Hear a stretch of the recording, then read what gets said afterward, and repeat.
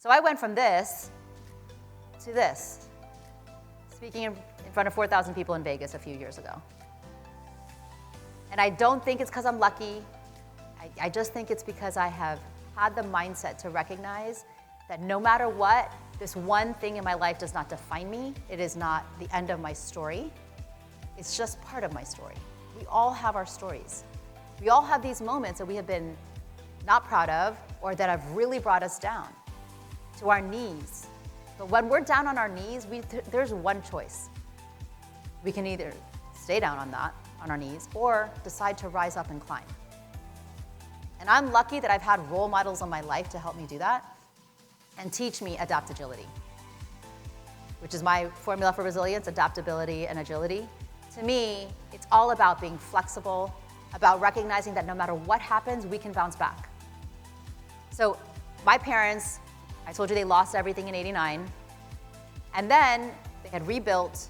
My dad was practicing law. My mom then was practicing law. She also got her license. And then Hurricane Andrew hits Miami.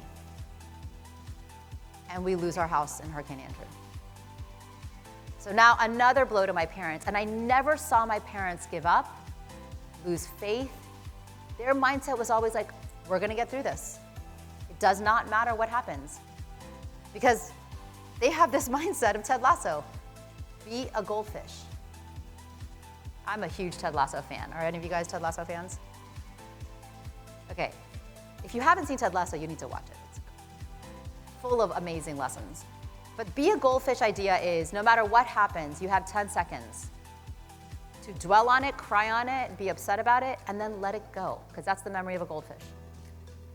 And I've learned this from my parents, because certainly in our lives and my family's life, we have gone through so much.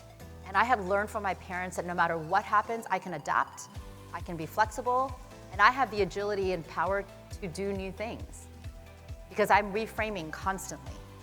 The thoughts in our head, we get caught up with negative thoughts. And I just continue to reframe my thoughts, right? Many of us, because of technology, have anxiety. We're stuck in silos. We don't know how to communicate with each other. Our employees don't know how to communicate with each other. They're not engaging with each other, right? And so for me, anxiety is overcome by the mindset. If we can just change our mindset.